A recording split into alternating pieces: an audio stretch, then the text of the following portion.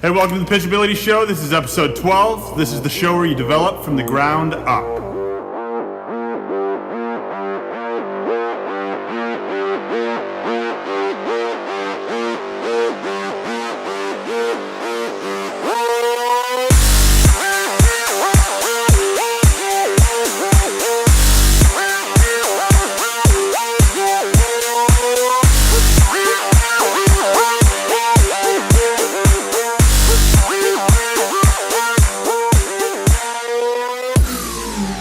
Hey, welcome to the Pitchability Show. This is Tom Oldham.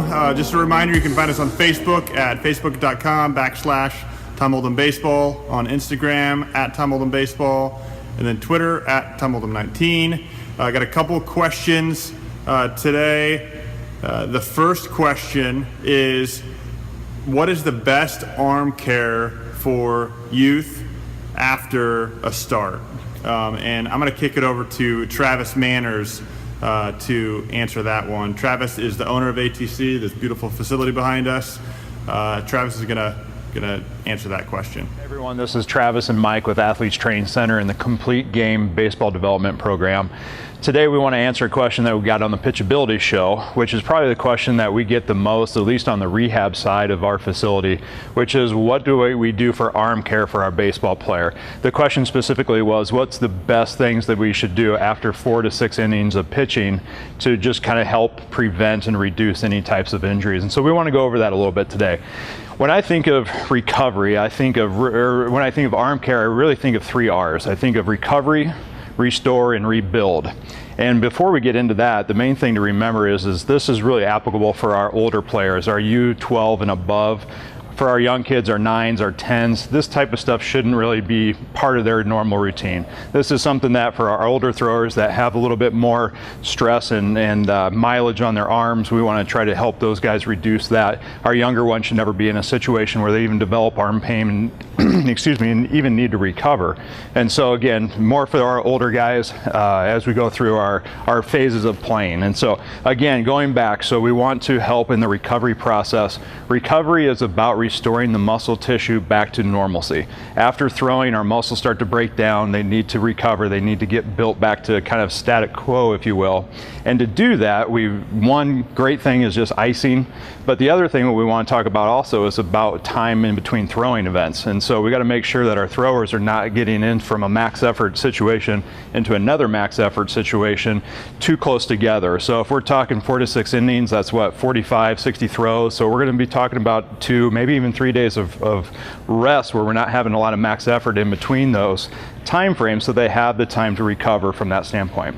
The other 2 things that we want to talk about is going to be restore, and that's about restoring range of motion. And so when we throw, we start to tighten in the back of our shoulders. Our throwers will start to develop a little bit of stiffness that can then translate into things that become problematic later on, and we want to try to keep that as abated as possible. So Mike's going to show us our favorite probably stretch in this category. Any place, anytime you can do this one, easy to do wherever you're at. And so let's get on the table here.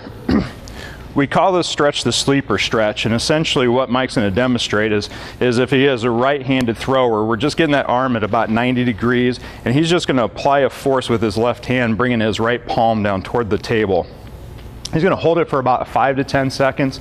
After that, coming up out of the stretch, and then going into it again. So somewhere in between 5-6 reps in that 10 to 15 second time frame should be just right for this particular stretch. And so again, we're not trying to necessarily increase motion with this, we're trying to get it back to where it was. This is a stretch that if we crank on it too much, we don't want to stretch out the shoulder in terms of some of the ligaments, which it can do. So making sure that we just get a nice gentle stretch to, again, restore that range of motion.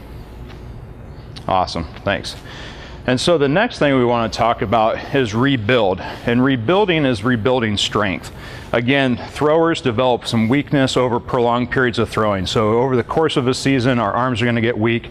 We want to do things to make sure we build that strength back up. And so there's a lot of different exercises in this category, but one of my favorites is one that Mike's going to demonstrate, which is going to be a rollout into a punch. And so essentially we're going to get on that non-throwing side. So in this case, Mike would be a left-handed thrower, bringing his arm into some external rotation with just a very light dumbbell, coming down, getting back flat, and then extending lengthwise with the arm and coming back to home and then dropping it down. And so in just repeating this, we're getting 3 sets, 10 reps is kind of the ideal number of times for this particular exercise. And the key is not to let that arm droop down as you extend it out. So as he comes into that extension, we'll make sure he's nice and flat. He doesn't have any droop, if you will, toward the ground that he's on. So again, easy exercise, doesn't take a lot of weight. 2-3 pounds for our young throwers is enough. Just get them laying on their side on the floor and that'll knock it out pretty quick. So those are just a couple easy examples of what we do to try to restore range of motion and rebuild strength, again with some tips about recovery. And so that's it from our end of things. We'll turn it back over to Tom at this point. Thanks, Travis. Appreciate it. The second question we got this week was around, there's a lot of times that I refer to the markers in the delivery, or the 5 markers in the delivery, what I'm looking at when I do the biomechanical analysis for the players that we train. Those markers are really the points at which, in between those markers, I'm pointing out the positions that either the lower half, the arm, the head, the hips, the trunk, where they should be at in each of those different positions. So those markers are really those kind of points in the delivery that create a good stopping point. The middle one, well, I'll just start from the beginning. The first one is hip load.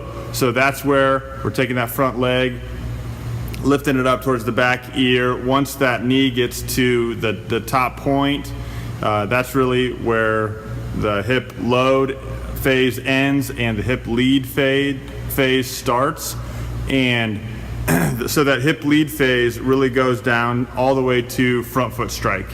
Once that front foot hits, that is a lot of times when I am stopping the video to look at hip separation. So the third marker is hip separation, and that's really how open are the hips compared to how closed is the upper body as the player as the pitcher hits with their front foot down the mound. So the third one is hip separation. Then the fourth one and the fifth one is really pitch release. So the fourth is pitch release, the fifth is follow through. So those are really the markers. What I mean by markers in the delivery, it all relates back to the biomechanical analysis that we do and we give the players so that they can understand the right positions that their body should be in through the delivery, and it gives them an indication of where they're at as far as green, yellow, or red, how we break it down, if there's a constraint or not. So those are really the 5 markers. So we have hip load, hip lead, hip separation, pitch release, and then follow through. So those are the 5 markers. So those were 2 questions that we got this week, but then I also want to kick it back over to the folks at ATC, specifically Mike Service and Trent Clausen. They are going to be starting a segment on building lower body power, and this is really part 1, so I'm going to kick it over to them. Hey guys, Mike and Trent back here from Athletes Training Center with another tip from our complete game program, which is built specifically for baseball and softball players. Today we'll be talking about lower body power, how we train it, and how we teach it. The first step with our baseball and softball players is we want to make sure they can adequately deliver force into the ground with both legs. So Trent's going to start up nice and tall. He'll snap his hips and hands back, then he'll jump up as high as he can, and you'll notice how he sticks it in that snap down position. So not only are we teaching athletes how to produce force into the floor, but we're teaching them how to do it correctly while preventing injury while doing so. Thanks, guys. Hey, that's all we have for episode 12. If you have any questions, be sure to email me, tom@tomoldhamBaseball.com. Shoot me a message on Facebook. Give us your questions. We'll answer them on the show. Thanks. Have a great week.